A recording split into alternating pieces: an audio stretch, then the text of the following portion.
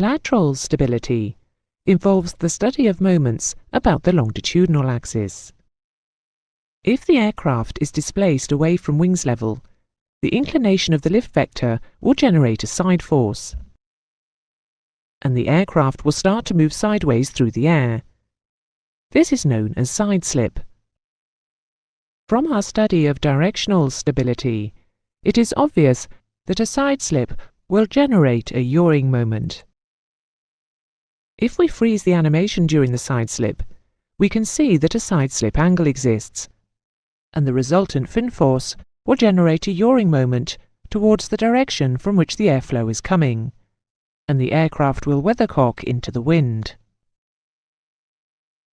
We are seeing a sample of the interaction between lateral stability and directional stability, which will be fully explained at the end of this lesson. For the study of lateral stability, we will concentrate on the rolling moments generated by a side slip. The type of lateral stability is determined by the direction of the rolling moment generated by the side slip. If the side slip generates an unfavourable rolling moment, the aircraft will roll further away from wings level. This is unstable due to side slip. If the side slip generates no rolling moments, the aircraft will neither roll further away from nor back towards wings level. This is neutral. If the side slip generates a favourable rolling moment, the aircraft will roll back towards wings level. This is stable due to side slip. The degree of lateral stability an aircraft has is the net result of the contribution of its component parts. First, we will look at the contribution of the wing. As the aircraft side slips, the relative airflow is no longer parallel to the longitudinal axis, and the forward speed vector and the side slip vector give a resultant relative airflow from the side. It will be easier to see what is happening if a two-dimensional view is used. As the aircraft side slips, the relative airflow is from the side, which we can replace with a view of an airflow stream. We can see that the airflow path is partly over the top and partly beneath the fuselage. This airflow is around the fuselage where the wing is attached. First, we'll look at a wing mounted on the bottom of the fuselage. The wing into wind has a decreased effective angle of attack and less lift, whereas the wing out of the wind has an increased angle of attack and more lift. The difference in lift on each half of the wing will generate a rolling moment that rolls the aircraft further away from wings level. The aircraft has negative lateral static stability. The designers can reduce the unstable contribution of a low-mounted wing by fitting the wing on the fuselage at an angle. This is called dihedral. The upward inclination of the wing from the horizontal. Let's see how dihedral reduces the unstable contribution of a low-mounted wing.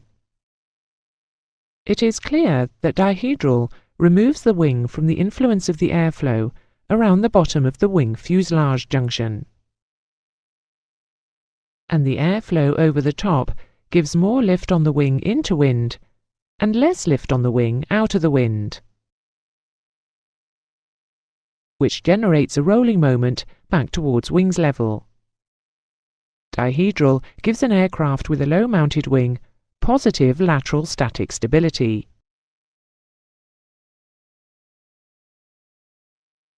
We will now take a look at the high-mounted wing. The airflow over the top of the fuselage wing junction gives more lift on the wing into wind and less lift on the wing out of wind. which generates a rolling moment back towards wings level. An aircraft with a high-mounted wing has positive lateral static stability merely because of the wing position on the fuselage.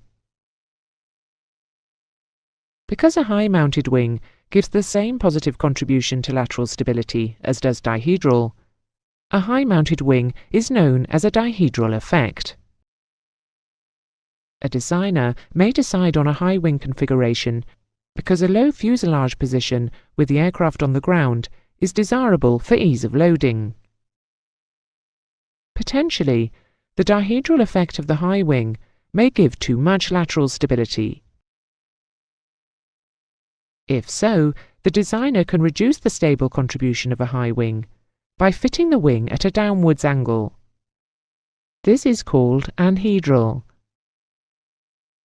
the downward inclination of the wing from the horizontal.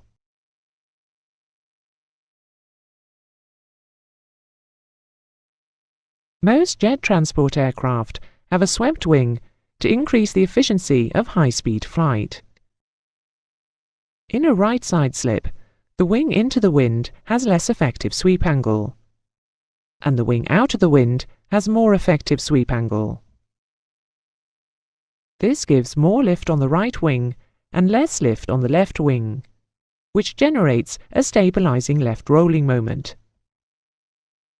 The swept wing provides a stable contribution to lateral stability, so is also classified as a dihedral effect. If an aircraft has a high-mounted wing that is also swept, it will have two dihedral effects and may have too much lateral stability.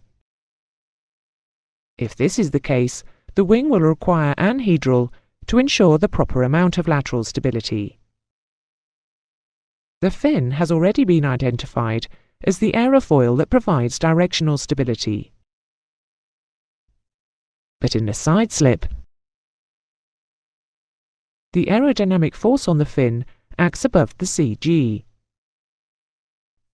which generates a small stabilizing moment.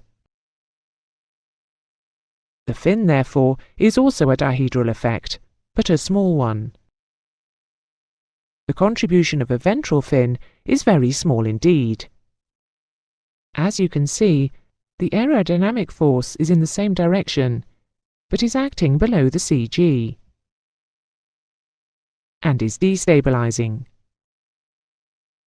For all practical purposes, any contribution of the ventral fin to lateral stability is insignificant. The illustration shows the low pressure area on the top of the wing. Each half of the wing generates a share of the lift, and each component of lift will act at a certain distance from the CG. Any change in lift in a side slip will act through a given arm length to generate a rolling moment. When the flaps are down, the inboard portion of the wing generates a larger percentage of the lift, and each component of lift will be located further inboard. With the flaps down, any change in lift in a side slip will act through a shorter arm and generate a smaller rolling moment. Hence, with flaps down, lateral stability is reduced.